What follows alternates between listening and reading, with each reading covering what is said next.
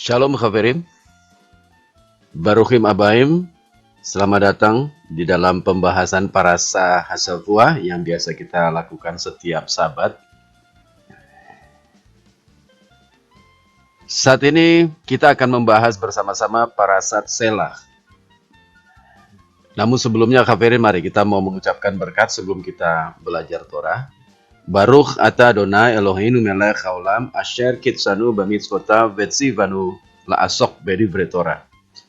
Diberkatilah Engkau Adonai Elohim kami, Raja alam semesta, yang telah menguduskan kami dengan perintah-perintahnya dan yang telah memerintahkan kami untuk menempatkan diri kami di dalam setiap perkataan Torah. Di dalam merit dari Masiah kita Yeshua, kiranya pembahasan parasa kali ini memberikan berkat, kekuatan, hikmat, dan membangkitkan iman dan neshama kita. Haleluya.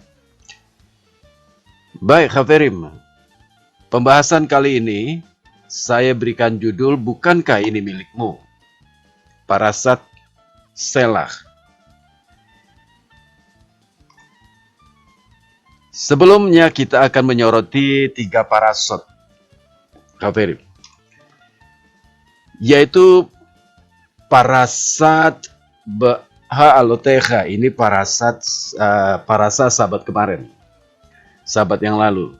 Parasat Ba'alotecha. Lalu sahabat ini kita membahas Parasat Selah. Dan minggu depan, sahabat depan, Khaverim, kita akan membahas Parasat Korah. Kita akan melihat hubungan antara ketiga parasot ini, Khaverim. Parasat Ba'alotecha diakhiri dengan Miriam yang menderita saraat karena lason hara terhadap Mose, saudaranya. Sedangkan parasat Selah diawali dengan para pengintai yang diutus oleh Mose untuk mengintai tanah Kanaan, tetapi akhirnya mereka dihukum mati karena menyampaikan perkataan busuk atau lason hara terhadap Eretz Israel.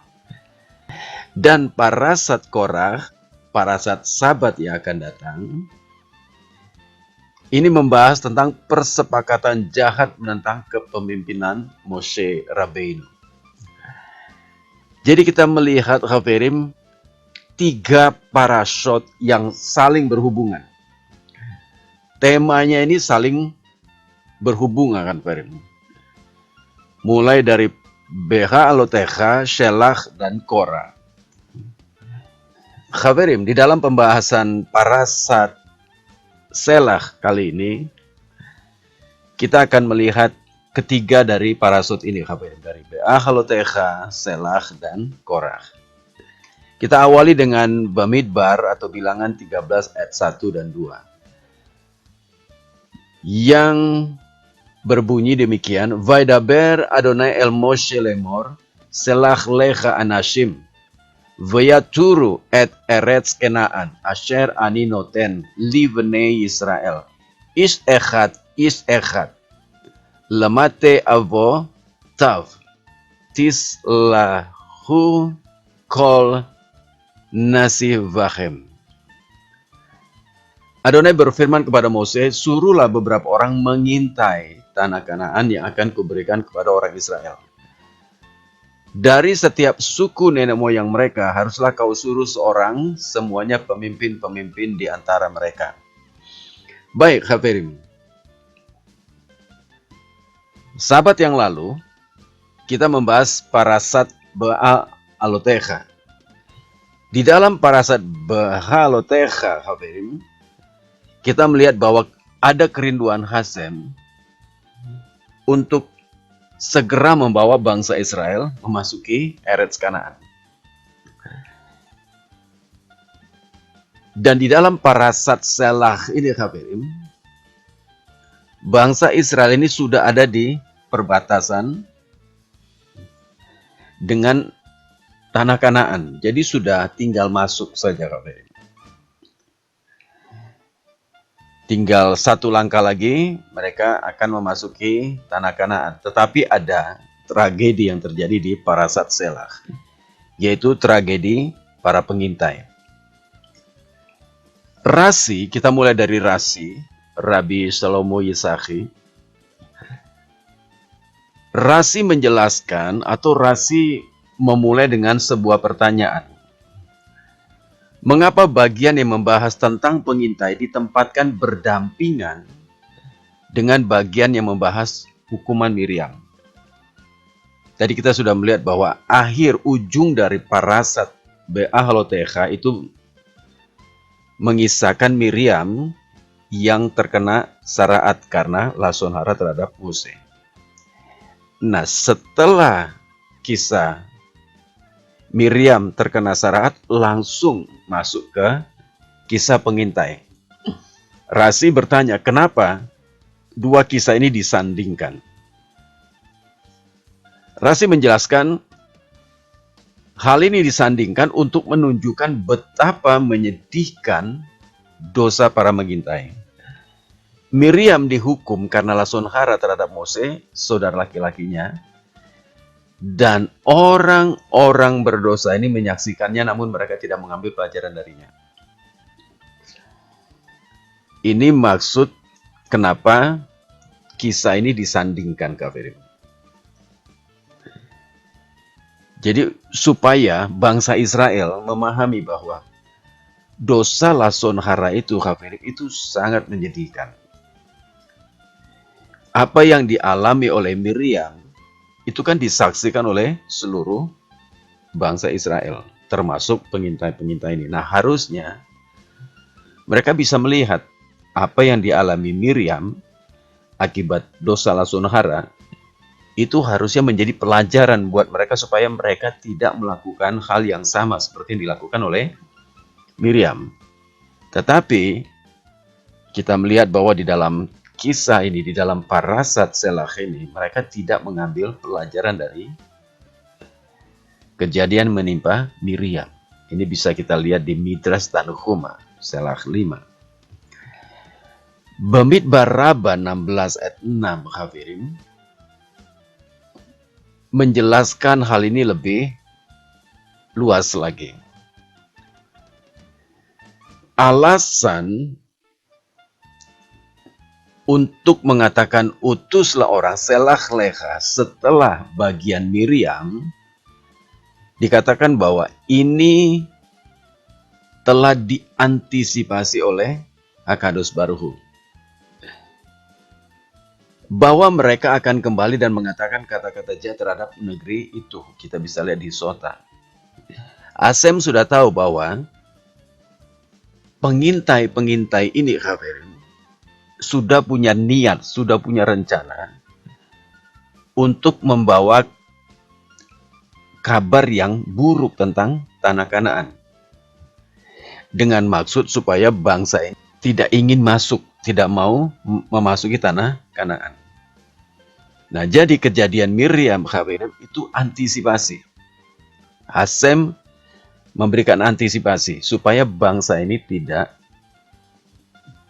memberikan laporan yang busuk tentang tanah Kanaan. Nah, jadi ini antisipasinya, Hafirin. Ya.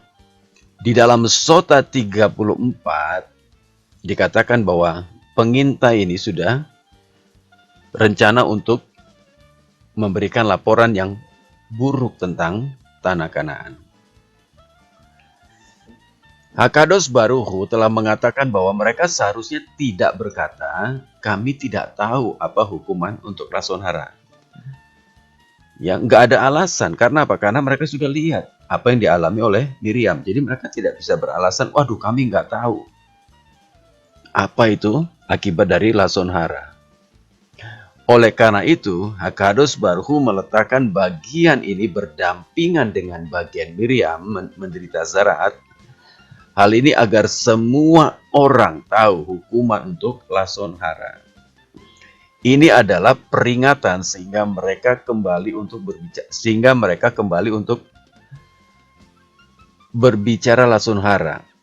Mereka akan mempertimbangkan apa yang terjadi pada Miriam.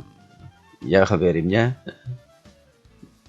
Ya, tapi mesti begitu, mereka ternyata tidak tidak mau belajar dari pengalaman Miriam. Nah, ini penjelasan dari Bamidbar Rabbah. Para bijak kami di Sota 34 memahami perkataan Selah lecha anasim, utuslah untuk kepentinganmu sendiri orang-orang. Sifatnya ini lebih kepada permohonan izin ketimbang perintah. Ya, jadi jelas ini bukan datang dari Hasem, tetapi dari bangsa Israel sendiri. Baik, Hafirim, kita akan melihat penjelasan dari Ramban. Ramban akan memperluas kembali penjelasan tentang poin ini.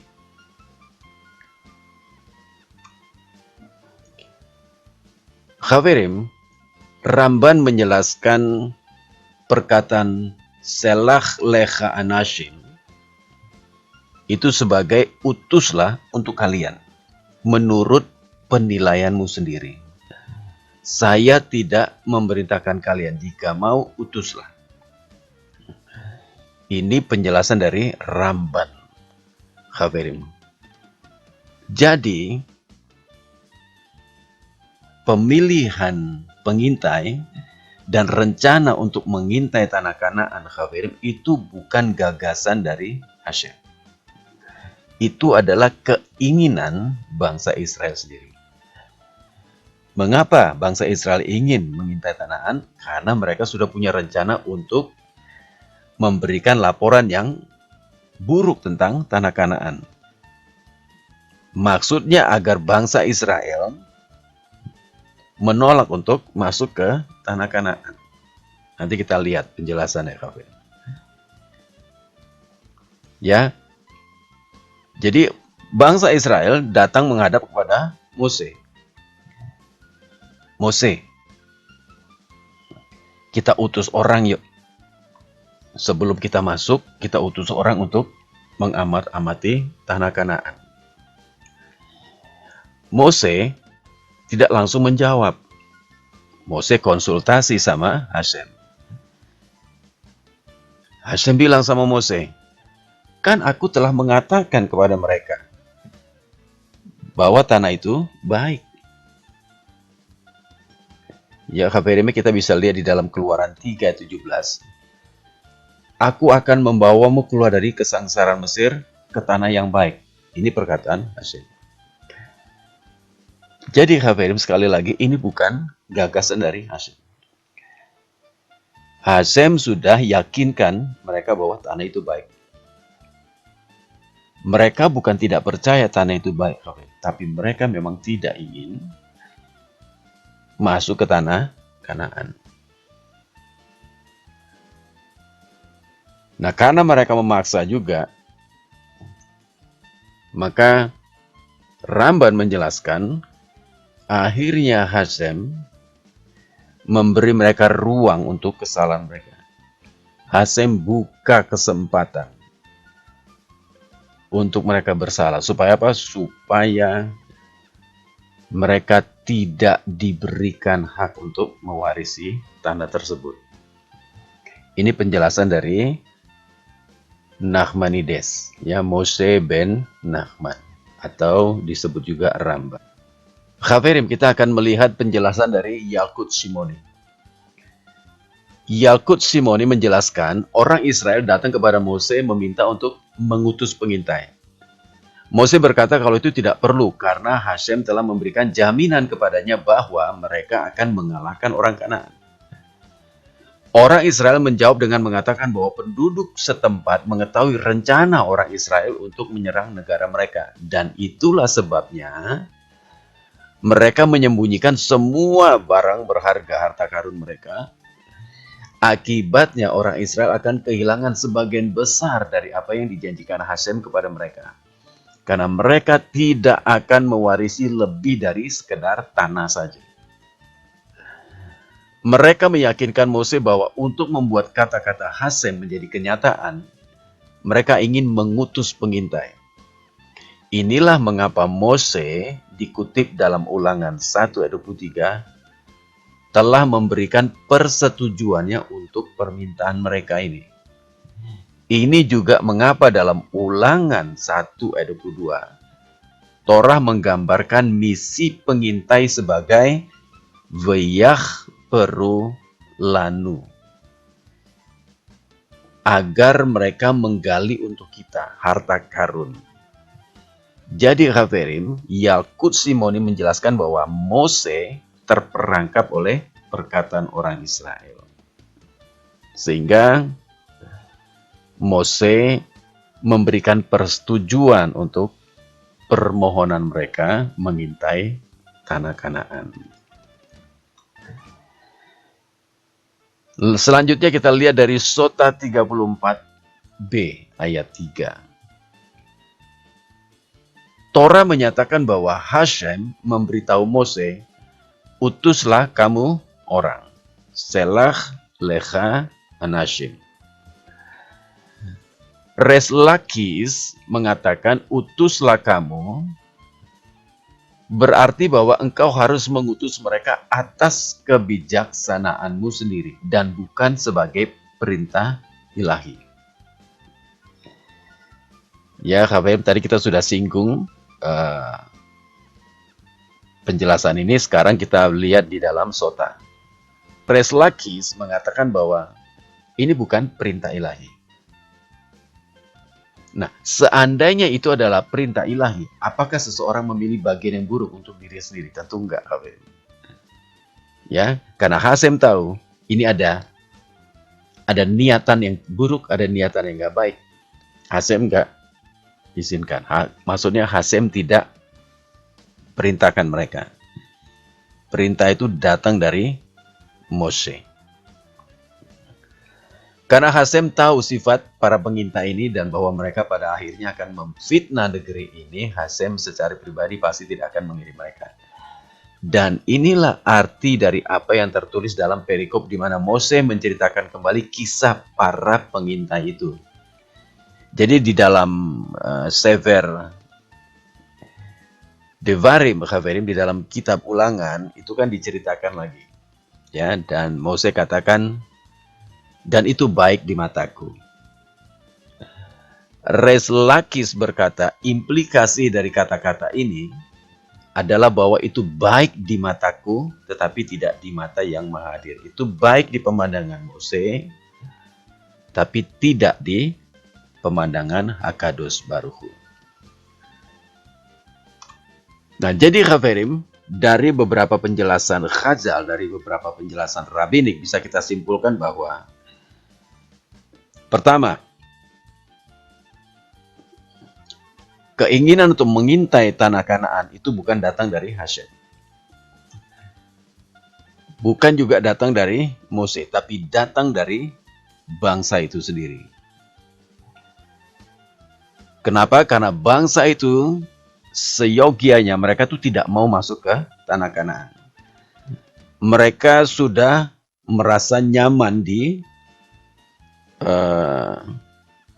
padang gurun, ya, mereka sudah punya tabernakel, mereka ada Shekinah, ada tiang awan, tiang api, mereka udah dapat mana setiap hari, ada Kohen Gadol, ada Kohanim, ada kaum Levi, ada pemimpin-pemimpin setiap hari, mujizat. Mereka tidak usah berurusan dengan tanah, tidak usah berurusan dengan alam.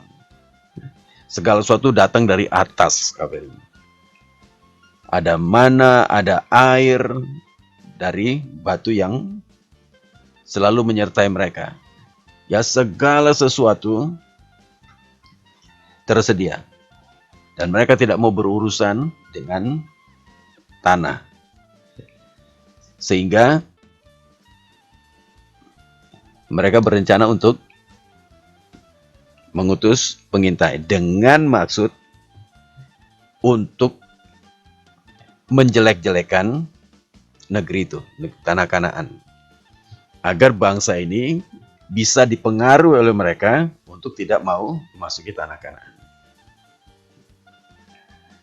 Ya, kabarnya sehingga Hasem yang mengetahui rencana buruk mereka, Hasem memberikan antisipasi, yaitu kisah Miriam yang terkena saraat karena perkataan yang busuk.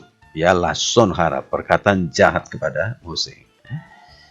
Ya, itu secara singkat ya Khaverim, awal dari pemilihan pengintai ini. Nah, kita lanjutkan Khaverim di dalam Bamidbar 13 ayat yang ketiga. Dikatakan demikian. Vayislach otam Moshe mimidbar paran alpi Adonai.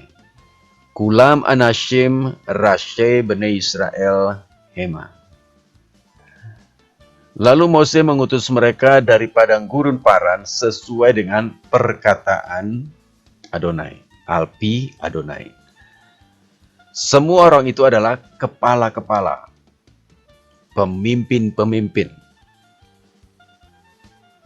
Rashe dari kata Rosh, kepala, pemimpin di antara orang Israel. Kembali kita melihat penjelasan Rashi, Khaverim, Rabbi Shlomo Yisaki. Rashi menjelaskan demikian.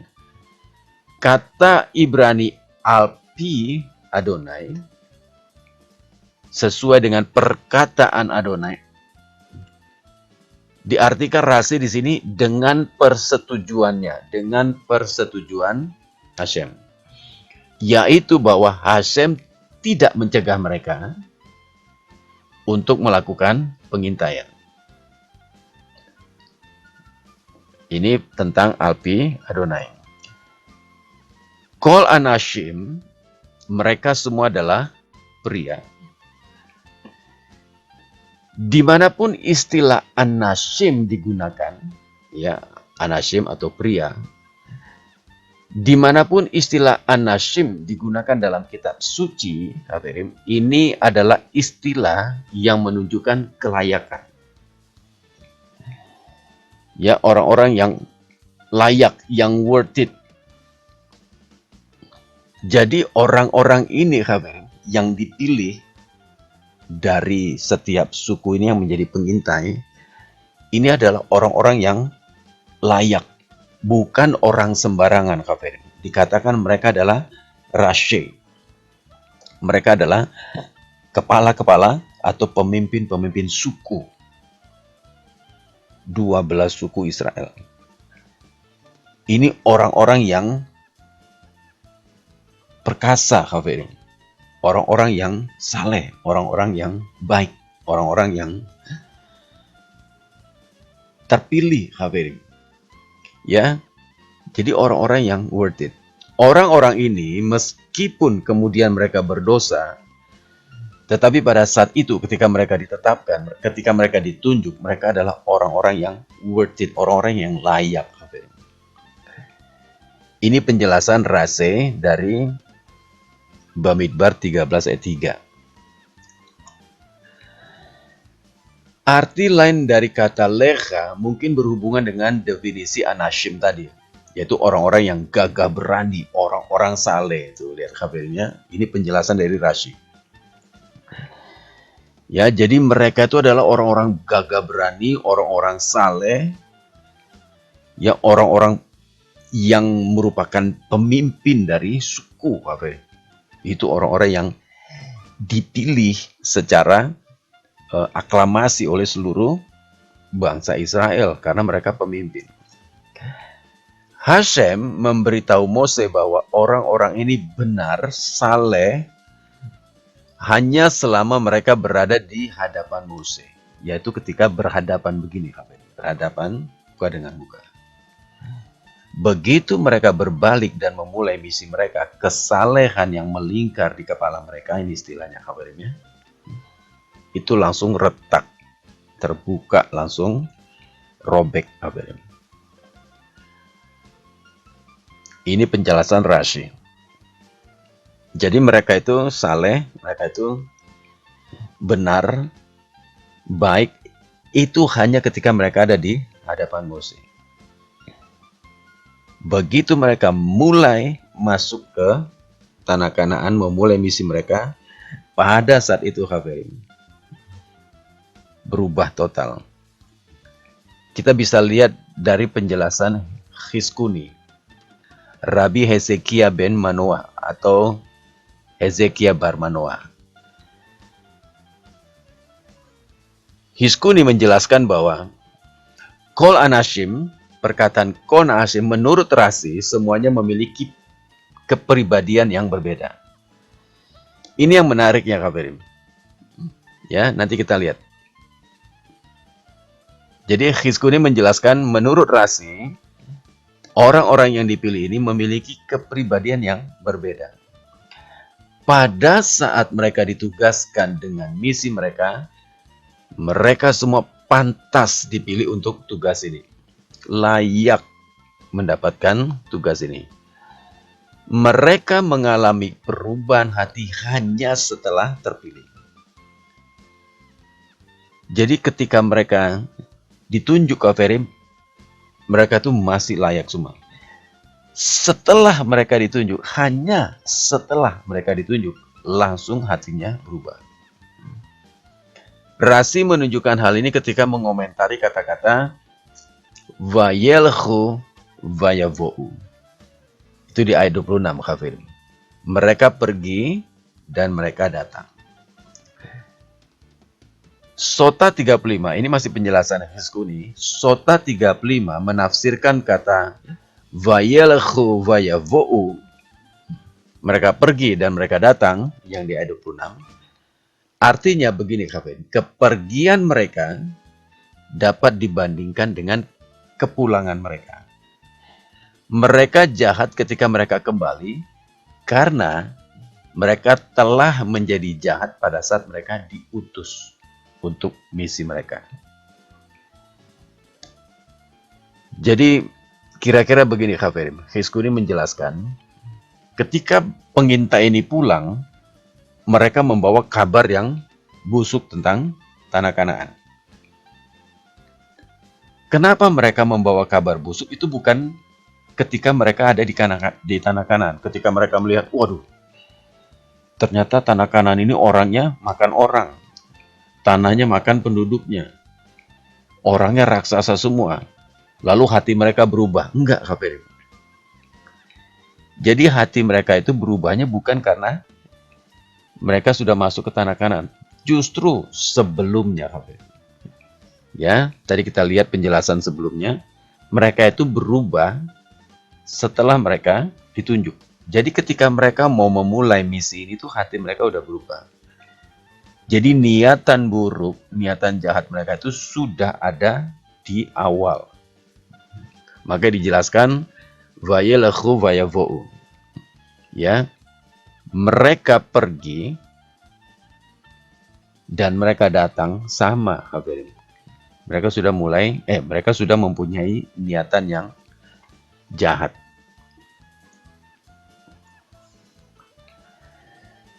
Baik, kita lanjutkan Kafirin. Apakah para pengintai punya kesempatan untuk membatalkan misi mereka? Bagaimana menurut Kafirin? Apakah para pengintai punya kesempatan untuk membatalkan misi mereka? Kalau kita berbicara kesempatan, Kafirin, selalu ada kesempatan. Selalu ada kesempatan. Ya, Kafirin. Apalagi, tadi kita sudah melihat di dalam Bamidbar Rabbah 16 ayat 6. Di mana Hasem sudah mengantisipasi hal ini. Ya, oke, kita flashback lagi, Kafirin.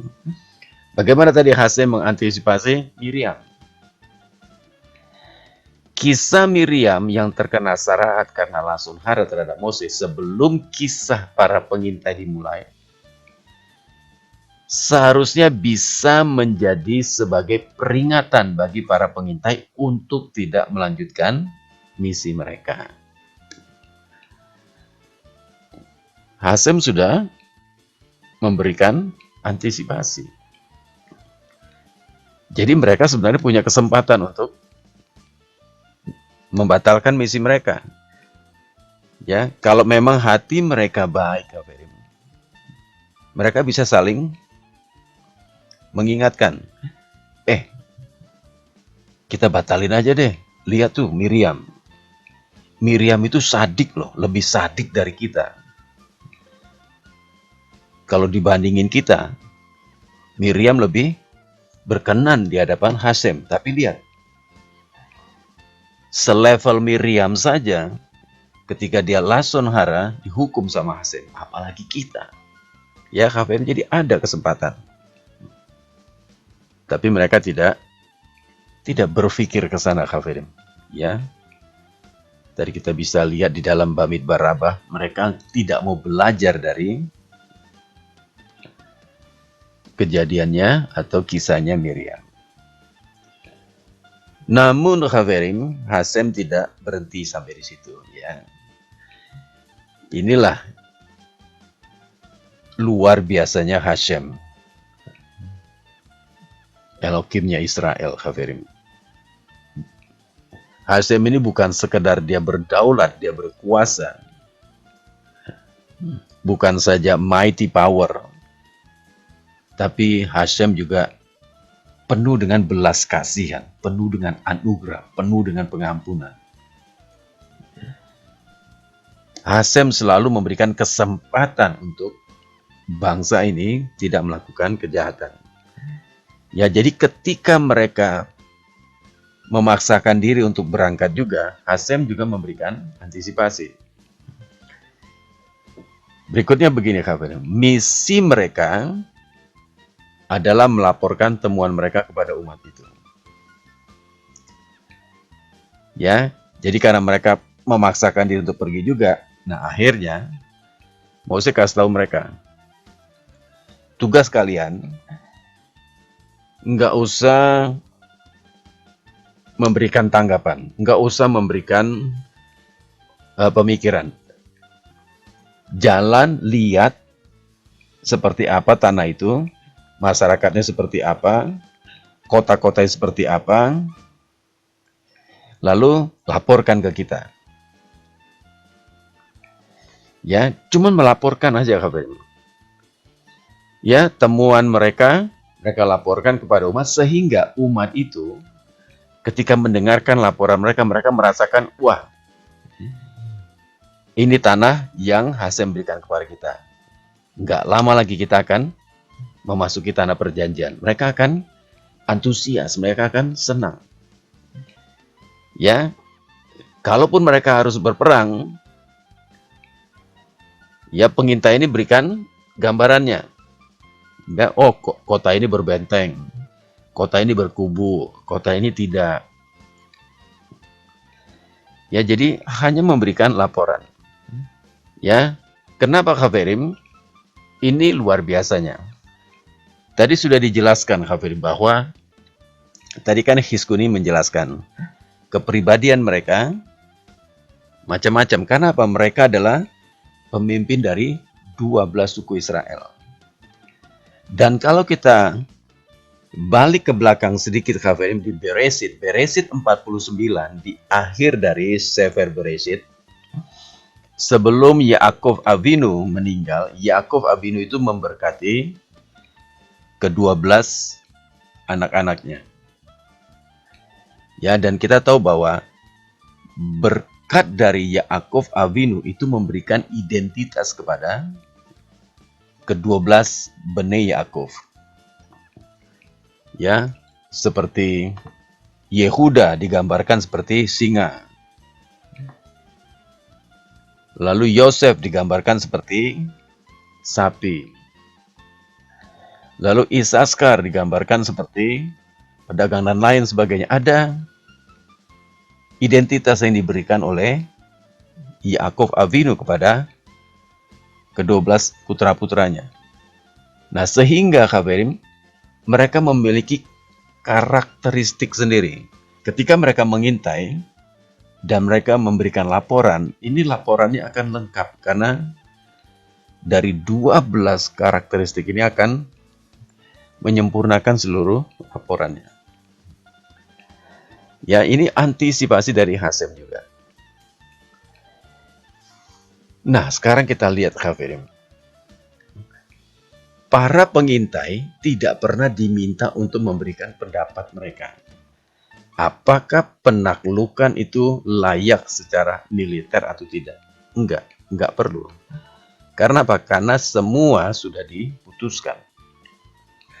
Hasem sudah punya rencananya. Lalu berikutnya, para pengintai menyimpang melampaui deskripsi tugas mereka. Di luar misi yang ditugaskan kepada mereka, dan mengambil peran sebagai pengambil keputusan. Ini yang menjadi masalah besar. Ketika mereka pulang, yang 10 bilang begini, waduh, mengerikan teman-teman. Kota ini memakan orangnya. Kota ini ada keturunan-keturunan raksasa besar, kita seperti belalang. Kita nggak mungkin bisa masuk melawan mereka. Kita nggak akan mampu melawan mereka. Nah, ini yang salah. Dikatakan mereka tuh tidak diminta untuk memberikan pendapat, hanya berikan laporan. Tidak diminta untuk mengambil peran sebagai pengambil keputusan, termasuk Yosua dan Kaleb. Tidak. Kota itu bagus, kita akan memasuknya, kita pasti bisa memasuk. Walaupun kelihatannya positif, ya, tetapi mereka tidak diberikan wewenang untuk menyampaikan pendapat mereka. Ya, Yosua dan Kaleb terdorong karena apa? Karena perkataan negatif dari 10 pengintai. Akhirnya mereka juga memberikan pendapat mereka.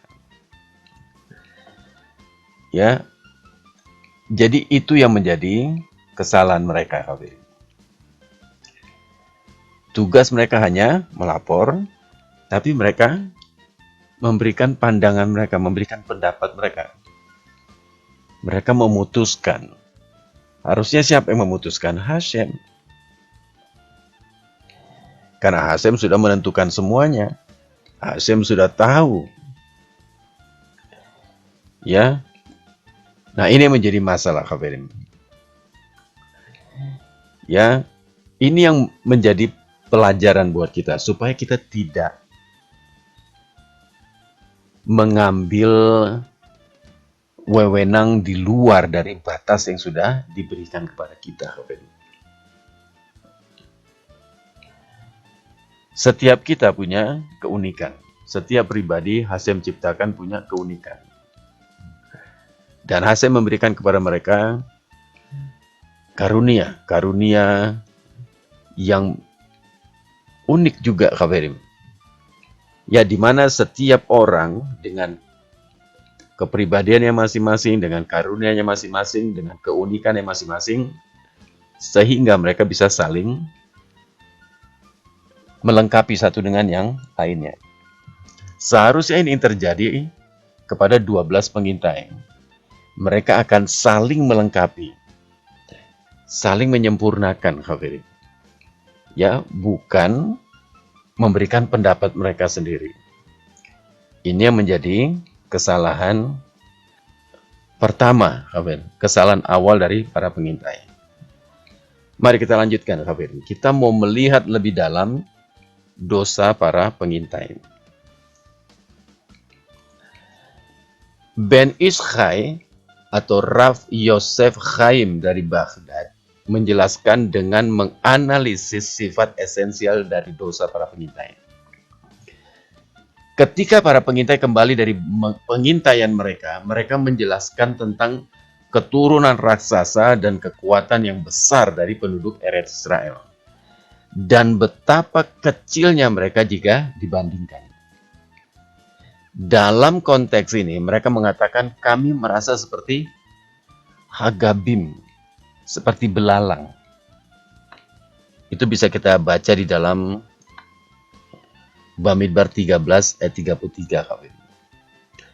Ya, jadi Ben Ischai mengambil satu analisa dari Bamidbar 13 ayat 33 ini KPR. Ya, para pengintai katakan, wah keturunannya besar raksasa. Kita kecil seperti belalang, nggak bisa dibandingkan. Kita nggak mungkin bisa mengalahkan mereka. Kita tidak mungkin bisa memasuki tanah Kanaan. Nah, sekarang kita mau lihat penjelasan dari Ben Ish Chai. Arti penting dari perbandingan ini, Ben Ish Chai menjelaskan bahwa hal ini dapat ditemukan dalam sebuah ayat di dalam kitab Misle, kitab Amsal 30 ayat 27, di mana Raja Salomo mengajar Melech en la arbe, belalang tidak memiliki raja. Jadi disandingkan Khafirim. Ya, mengapa para pengintai mengatakan atau memberikan perbandingan dengan belalang. Raja Salomo mengajarkan bahwa belalang tidak memiliki raja. Belalang tidak memiliki figur otoritas. Mereka berkerumun dan mengkonsumsi tanpa batasan atau aturan yang sama. Mereka tidak berada di bawah kendali atau otoritas siapapun. Ini belalang, kabarnya. Hal ini, tulis Ben Ish Chai, adalah arti dari komentar para pengintai itu. Jadi ketika para pengintai memberikan perbandingan belalang, Khafirim, maksud dari hal itu adalah mereka tidak punya pemimpin. Seperti belalang tidak punya pemimpin, mereka juga tidak punya pemimpin yang kompeten. Mereka merasa tidak memiliki pemimpin yang kompeten. Saat mereka berdiri dalam ketakutan mengamati orang Kanaan yang perkasa, mereka mulai bertanya pada diri mereka sendiri, pemimpin macam apa yang mengirim orang-orangnya ke tempat berbahaya seperti ini?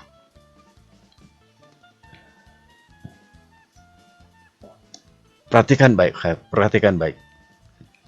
Kenapa mereka seperti ini? Karena memang dari awalnya, mereka sudah punya niatan yang negatif. Hati mereka itu sudah negatif sejak mereka memasuki untuk mengintai tanah Kanaan. Jadi ketika mereka melihat kaum raksasa, mereka bilang begini, pemimpin macam apa yang mau membawa kita masuk ke tanah seperti ini? Dengan demikian, mereka menyimpulkan bahwa mereka tidak memiliki kepemimpinan. Mose tidak bertanggung jawab menurut pandangan mereka dan tidak bisa dipercaya. Sebenarnya masalahnya di mana, Kak? Di hati mereka. Memang sudah dasarnya mereka tidak mau memasuki tanah Kanaan. Mereka nggak mau repot mengurus tanah, Kak. Ya, jadi mereka mencari alasan untuk bisa menjatuhkan Mose. Dengan alasan itu tadi, Kafirin, ya, kita seperti belalang, nggak mungkin kita bisa mengalahkan orang Kanaan. Oke, kita lihat penjelasan Ben Ish lebih lanjut. Ini adalah inti dari dosa para pengintai. Mereka tidak mempercayai Mose Rabbeinu. Dia menerima nubuat eksplisit dari Hasem bahwa dia akan memimpin mereka ke tanah yang baik dan akan memberi mereka kemenangan atas orang-orang Kanaan. Para pengintai ini tidak menyetujui nubuatannya dan tidak mempercayainya. Inilah mengapa dosa mereka begitu parah. Bayangkan, Kafirin, para pemimpin bisa-bisanya mereka tidak percaya nubuatan Mose, bahwa Mose dipilih Hasem untuk membawa bangsa ini masuk ke tanah Kanaan dan mengalahkan orang-orang Kanaan. Ya, ini dosa ketidakpercayaan, Kafirin. Oke, kita lihat lebih lanjut. Begitu orang-orang ini tidak mempercayai Mose tentang Eretz Israel, mereka juga akan tidak mempercayai dia tentang hal lain. Dan mereka kemudian akan menolak seluruh Torah. Ini menjelaskan hubungan antara kisah para pengintai dan kisah Miriam. Ya, kita masuk lebih dalam nih kabarin ya. Kenapa kisah Miriam disandingkan dengan kisah para pengintai ini? Ketika Miriam berbicara tentang Mose Rabbeinu, Lashon hara itu kabarin maksudnya, Miriam tidak bermaksud untuk merongrong otoritasnya atau merendahkannya dengan cara apapun. Kita tahulah kabarin ya, nggak ada niatan. Ya, jadi ketika Miriam Lashon hara kabarin itu Miriam sebenarnya nggak ada niatan untuk menjatuhkan otoritas Mose. Namun perhatikan penjelasan dari Ghazali ini kabarin ya, dari Ben Is. Namun komentar negatifnya Lashon haranya itu kabarin mengarah ke tahap berikutnya. Ketika para pengintai tersebut mempertanyakan kredensial Mose sebagai pemimpin dan nabi. Mulai berpengaruh kabarin. Langkah pertama adalah kritik ringan dari Miriam. Dan langkah berikutnya adalah ketidakpercayaan para pengintai terhadap Mose. Sayangnya proses tersebut tidak berhenti sampai di situ. Parasa berikutnya, yaitu parasa Korah, sahabat depan kabarin, menceritakan bagaimana proses ini berkembang selangkah lebih maju, di mana Korah memimpin serangan frontal dan habis-habisan terhadap otoritasnya Mose. Para pengintai sendiri kabarin, mereka tuh berhenti secara terbuka menentang kepemimpinan Mose dan hanya menolak nubuatannya tentang Eretz Israel. Cuman sampai di situ batasannya. Tetapi ini mengarah ke langkah berikutnya, yaitu pemberontakan habis-habisan Korah melawan Mose.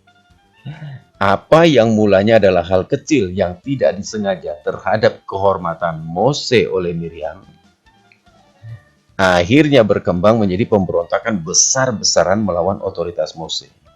Meskipun dia tidak bermaksud menyakiti Miriam kabarnya, dan tidak berusaha untuk menentang otoritas Mose dengan cara apapun, hal itu memicu proses penurunan bertahap pada penghargaan masyarakat terhadap Mose Rabbeinu. Sebuah proses yang berpuncak pada pemberontakan habis-habisan. Ya kabarimnya. Jadi kita lihat kabarim, hal yang kecil itu kalau tidak cepat diputuskan kabarim, ini bisa berakibat fatal. Kalau saja para pengintai mereka menyadari antisipasi yang sudah diberikan Hasim dan mereka berhenti sampai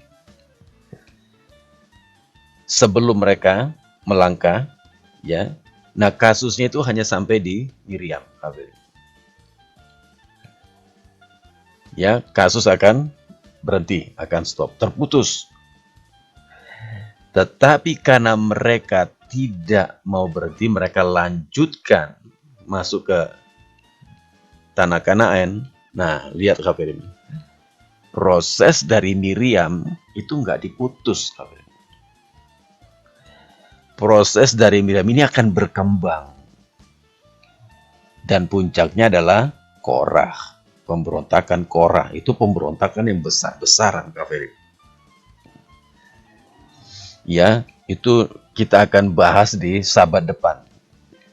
Bagaimana Korah dan seluruh keluarganya harus turun hidup-hidup ke dunia orang mati. Ya, kita ingat Pirkei Avot. Pirkei Avot pasal 4 ayat 2. Dikatakan bahwa upah dari melakukan mitzvah, upah dari melakukan sebuah mitzvah adalah mitzvah yang lain. Ya, tetapi upah dari melakukan sebuah dosa, sebuah pelanggaran adalah pelanggaran lagi. Ketika kita melakukan mitzvah, kita dibawa kepada mitzvah lagi. Semakin orang rajin melakukan mitzvah, dia akan diberikan kembali mitzvah untuk dilakukan. Tetapi sebaliknya, ketika orang melakukan dosa, maka dia akan dibawa kepada dosa yang lain. Kalau dia tidak berhenti, dia tidak putuskan kafir, dosa itu akan terus seperti bola salju, makin besar dampaknya, makin besar, dan akhirnya apa? Binasa.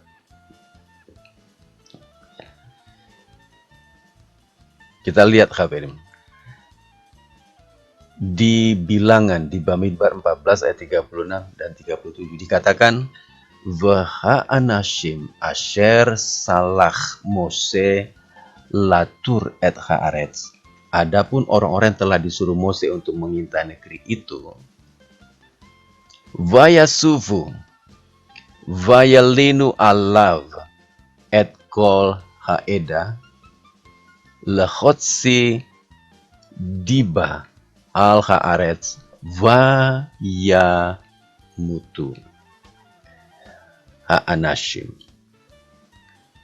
yang sudah pulang dan menyebabkan segenap umat itu bersungut-sungut kepada Mose dengan menyampaikan kabar busuk lason hara tentang negeri itu.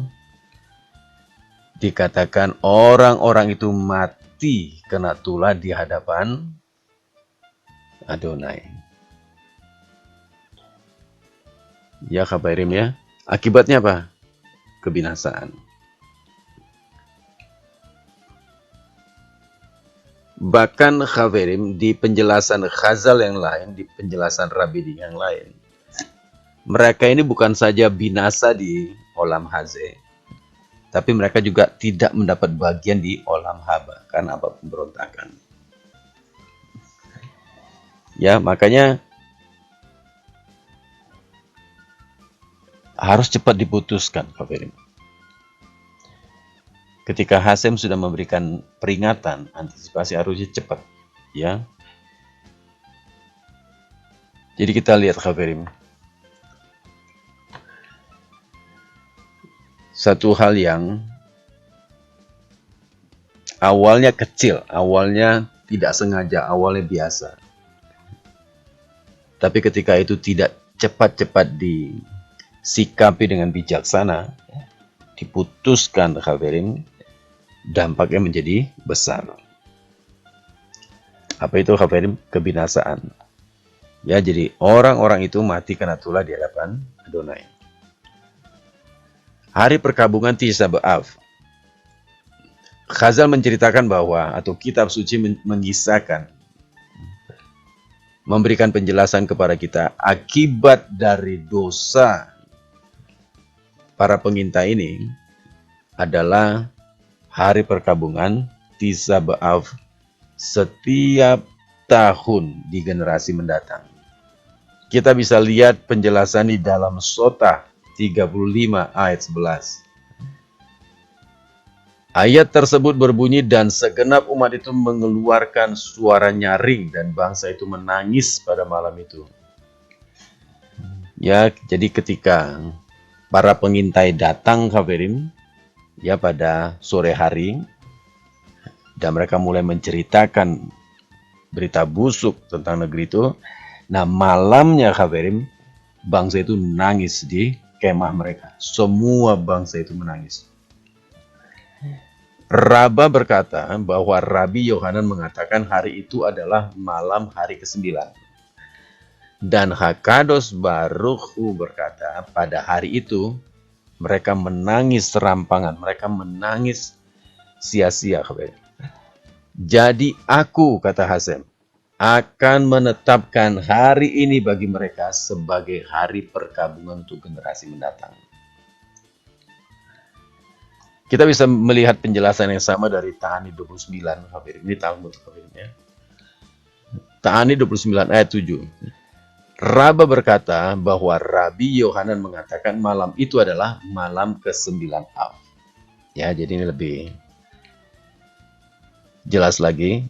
Itu adalah malam tanggal 9 Av. Hakados Baruchu berkata kepada mereka, malam itu kamu menangis dengan sia-sia. Dan oleh karena itu aku akan menetapkan bagimu sebuah tragedi yang benar-benar akan ada tangisan di generasi mendatang.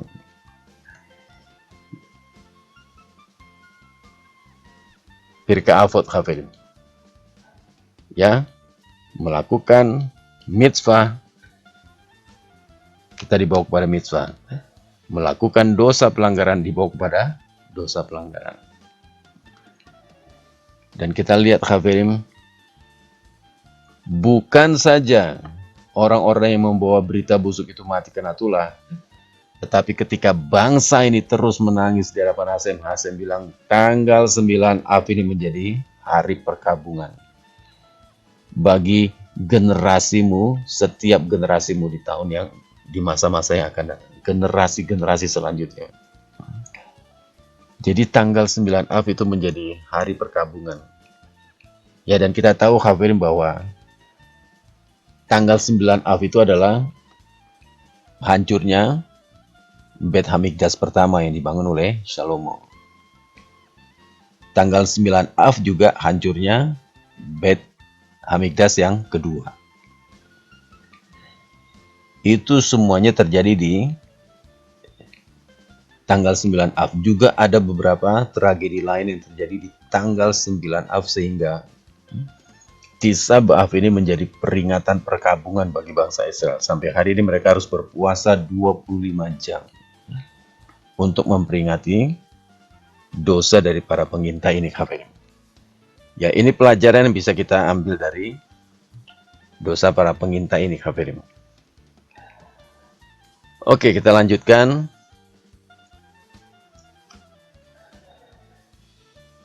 Tanah perjanjian sudah pasti menjadi milik Bani Israel. Saya mengutip dari Rabbi Aha the Great. Rav Aha the Great membuka syiurnya dengan Yesaya 40 ayat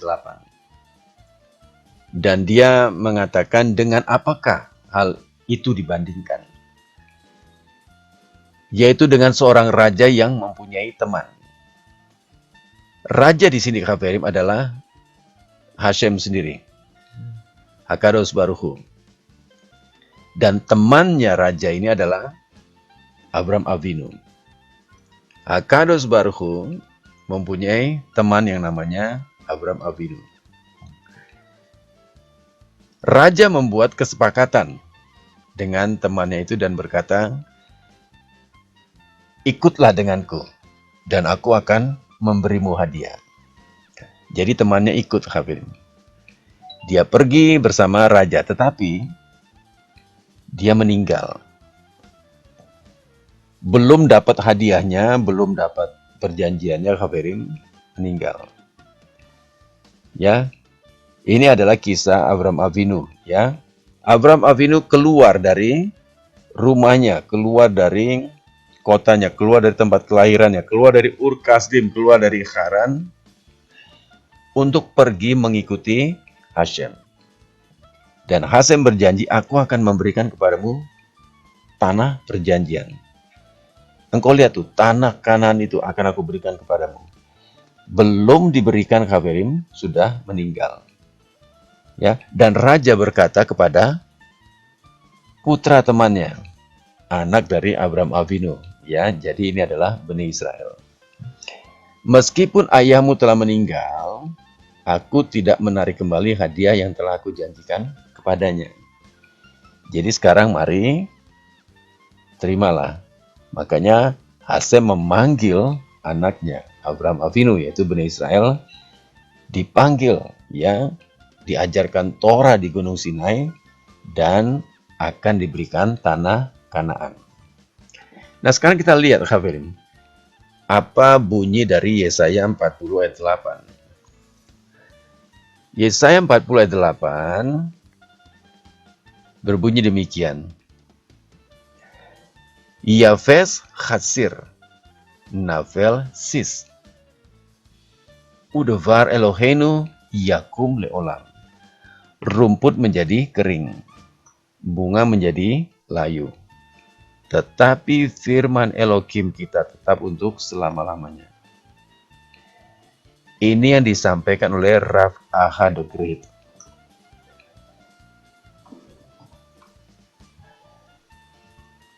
Perjanjian Hakados baru kepada Israel tetap kawin, tidak tergoyahkan. Sekalipun memang harus melewati pergumulan dan kesukaran, tetapi melalui Yesaya 40 ini dikatakan firman Elohim kita tetap untuk selama-lamanya. Kalau Hasem sudah berjanji akan memberikan tanah Kanaan, nggak perlu diintai kafir, nggak perlu dilihat, nggak perlu diperhatikan. Hasem berjanji dan Hasem akan memberikan apa yang ia janjikan. Itu sudah menjadi jaminan kafir. Makanya tanah perjanjian sudah pasti menjadi milik Bani Israel. Karena apa? Sudah dijanjikan kepada Abraham Avinu akan diberikan kepada Abraham Avinu. Ya, tetapi karena Abraham Avinu sudah meninggal, diberikan kepada warisan anak-anaknya. Itu sudah menjadi kepastian.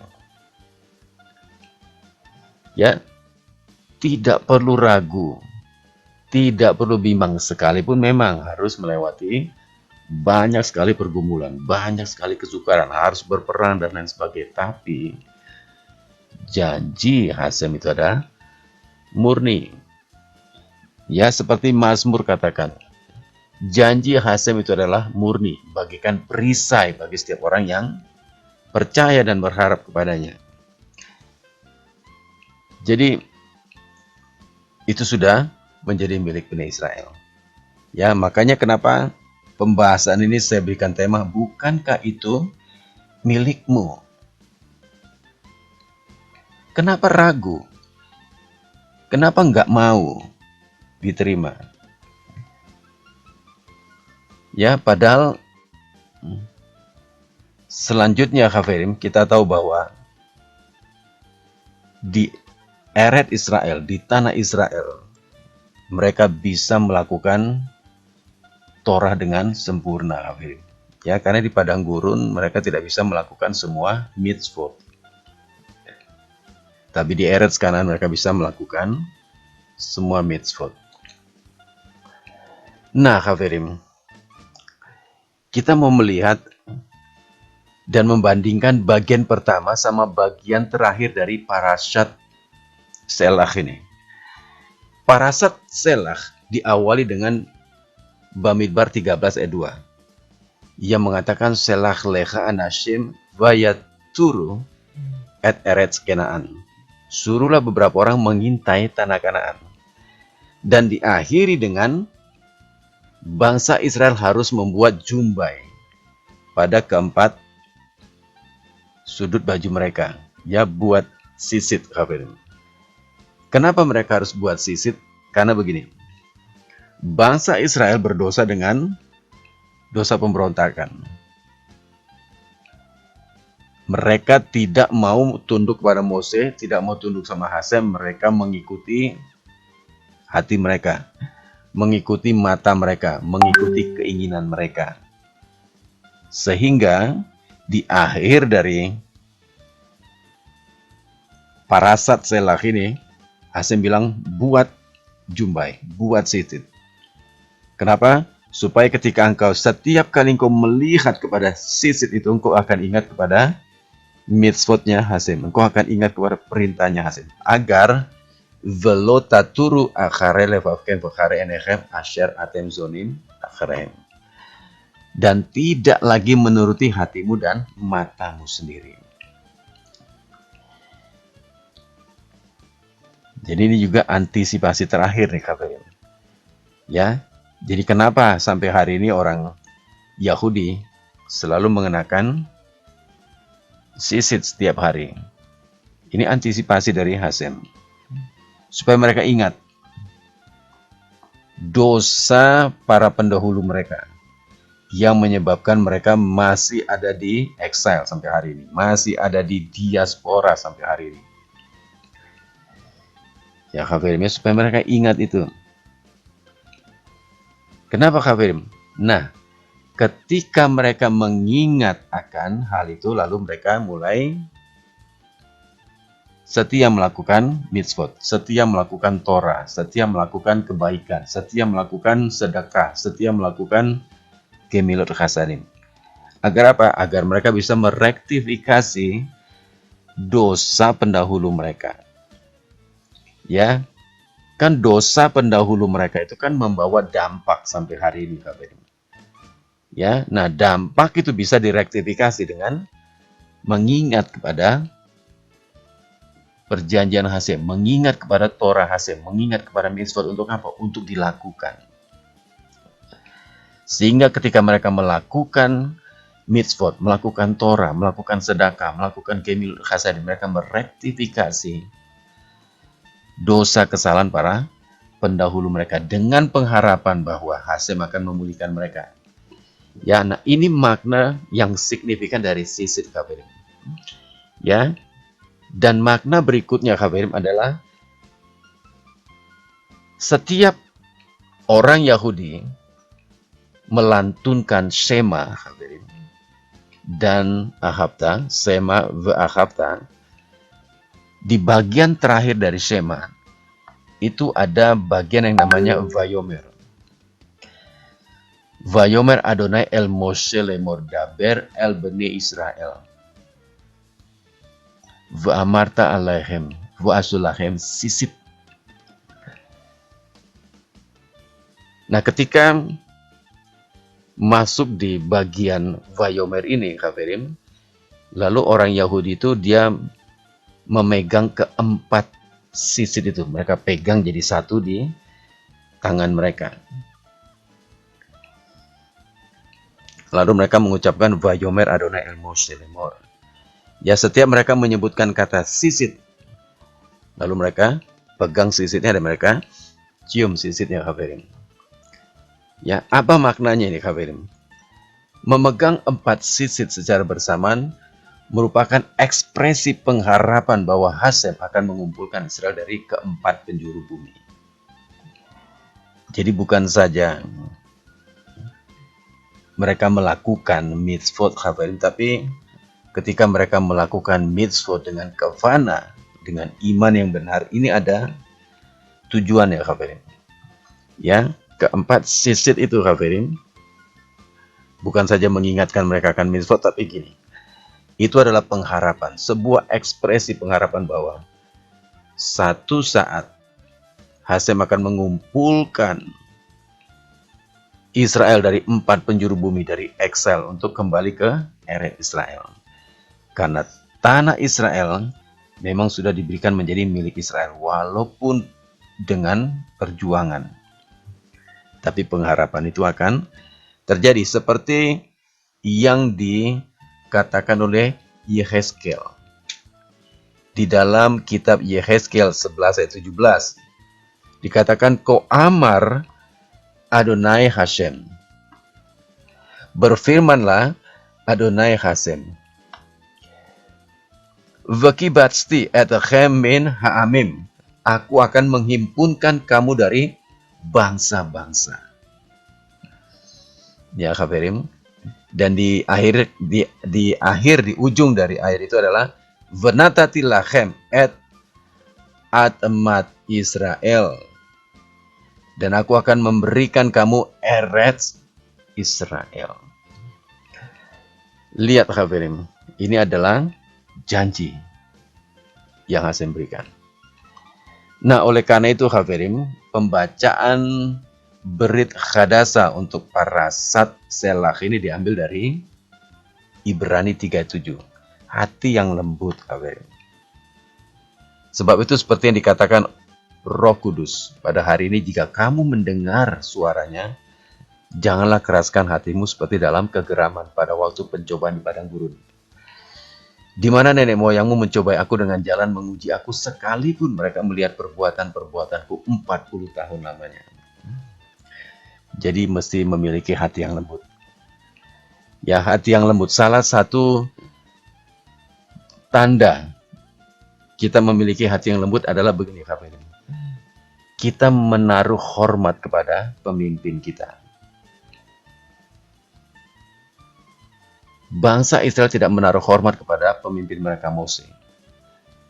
ya sehingga mereka dibawa ke dalam dosa-dosa yang berat. Ya kita harus menghormati para pemimpin kita. Kita menghormati maskiyah kita, rabi-rabi kita. Ya kita menaruh hormat kepada orang-orang yang sudah diutus, dipilih untuk memimpin kita. Hormati mereka. Brit Khadasa mengatakan, jangan sampai pemimpinmu kekurangan rasa hormat. Berikan rasa hormat yang semestinya buat mereka. Ya Khabarim, ini penting. Kita belajar tadi, cuman karena hal kecil dari Miriam yang tidak disengaja, itu berakhir dengan pemberontakan besar-besaran yang masif dari Korah. Karena apa? Nggak diputuskan Khabarim. Rasa hormat itu nggak dipulihkan. Dan Hasem turun tangan, binasa mereka semua Khabarim. Ya, karena apa Khabarim? Karena pemimpin itu adalah utusan Hasem. Seperti Yeshua Rabbeinu, Mesias katakan, aku dan Bapa Echad. Kalau engkau mengasihi aku, berarti engkau mengasihi Bapa. Kalau engkau menghormati aku, berarti engkau menghormati Bapa. Ketika bangsa Israel tidak menghormati Mose, mereka juga tidak menghormati Hasem yang sudah memilih Mose untuk menjadi pemimpin mereka. Pertanyaan Khabarim, apakah Mose mau ketika Hasem memilih dia menjadi pemimpin? Enggak Khabarim. Mose itu enggak punya niatan untuk menjadi pemimpin. Bahkan Mose menolak untuk menjadi pemimpin. Tetapi pada akhirnya Mose nurut juga. Karena apa? Tangannya kena kusta Khabarim. Akhirnya Mose nurut juga. Mose enggak pernah niatan jadi pemimpin. Ya, tetapi begini Khabarim. Pemimpin harus dihormati. Kalau bangsa Israel tidak menghormati Mose, sama aja tidak menghormati Hasem yang memilih dia. Ya, Yeshua katakan barang siapa yang menghormati aku, dia menghormati Bapa. Ya kita harus hormati pemimpin kita, rabi-rabi kita. Jangan sampai mereka kurang dihormati. Ya, nah itu salah satu untuk merektifikasi kesalahan-kesalahan para pendahulu mereka. Ya, ini adalah hati yang lembut. Baik, bagian akhir dari pembahasan ini adalah pemulihan Israel di masa depan. Kita percaya, semua percaya, bahkan orang Yahudi dimanapun mereka percaya bahwa satu saat Israel akan dipulihkan sesuai dengan perkataan Yirmeyahu, perkataan Nabi Yeremia di dalam Yeremia 33. Dikatakan kihine yamim ba'im naum Adonai vesafti et sefut ami Israel vihuda amar Adonai vahasivotim el haaret asher natati la'avotam vireshuha. Sebab sesungguhnya waktu akan datang, demikianlah firman Adonai, bahwa aku akan memulihkan keadaan umatku Israel dan Yehuda. Firman Adonai. Dan aku akan mengembalikan mereka ke negeri yang telah kuberikan kepada nenek moyang mereka, dan mereka akan memilikinya. Ini adalah janji yang pasti akan digenapi. Ya, sehingga kita sebagai praktisi dari Messianic Judaism, orang-orang yang menggabungkan diri ke dalam the house of Israel, rumah Israel, kita harus juga ikut mendukung teman-teman kita, orang Yahudi, orang Israel, untuk mendapatkan kembali tanah mereka, untuk mendapatkan kembali penebusan mereka, pembebasan mereka, pemulihan mereka. Lewat apa? Lewat avoda kita, lewat doa-doa tevilah kita setiap hari. Kita mau lakukan dengan segenap hati, kita mau mendukung orang-orang Yahudi bangsa Israel untuk secepatnya menerima pemulihan mereka. Mereka kembali ke tanah perjanjian, ke Eret Israel. Ya, salah satunya adalah lewat doa kita, Kafirin.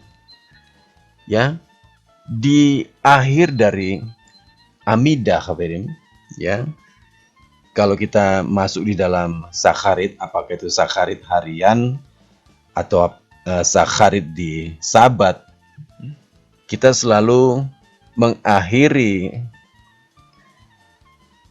Amidah dengan doa ini, Kafirin, ya, yang diawali dengan Elohai Netzor Lesoni Merah. Ya, pasti teman-teman Kafirin pasti terbiasa dengan doa ini. Nah, di dalam doa ini, Kafirin, disebutkan Vekabetz kibbutz galuyot uvdes sonecha bersama chadatecha. Yang kira-kira artinya begini, Kafirin. Kiranya engkau mengumpulkan kembali orang-orang yang ada di galuyot, yang ada di pembuangan. Sehingga umatmu ditebus dan jemaah Israel bersuka cita karena Hashem. Ya, itu bagian dari doa ini, Kafirin. Kiranya engkau menghimpunkan semua orang-orang buangan yang ada di galuyot itu, Kafirin. Ya, banyak kan galutnya nih, Kafirin. Dikumpulkan. Sehingga umat ini ditebus kembali dan bersuka cita. Nah, mari, Kafirin, kita mau ucapkan doa ini setiap tefilah Sakharit, Kafirin, dengan lebih sungguh-sungguh, dengan lebih serius, dengan kavana yang benar, dengan satu kerinduan bahwa bangsa ini akan secepatnya segera menerima kembali janji mereka untuk tanah Kanaan, untuk tanah Israel, Kafirin. Secepatnya Masiah datang dan memulihkannya. Ya, kiranya Masiah segera datang untuk menebus Israel, umat pilihannya, dan memulihkan keadaan Sion.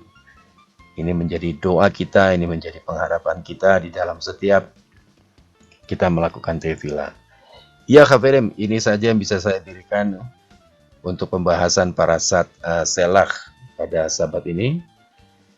Kita akan tutup pembahasan ini dengan mengucapkan berkat. Baruch ata Adonai Eloheinu melech haolam asher natan lanu torat emet vechai olam nata betochenu. Baruch ata Adonai noten hatorah. Diberkatilah engkau Adonai Elohim kami, Raja alam semesta, yang telah memberikan kepada kami Torah kebenaran dan telah memberikan hidup yang kekal di tengah-tengah kami. Diberkatilah engkau Adonai Elohim kami, Sang Pemberi Torah. Di dalam merit dari Masiah kami Yeshua, kiranya pembahasan kali ini akan memberikan kepada kami kesempatan untuk kami bisa masuk dalam pembahasan yang lain. Baruch Hashem.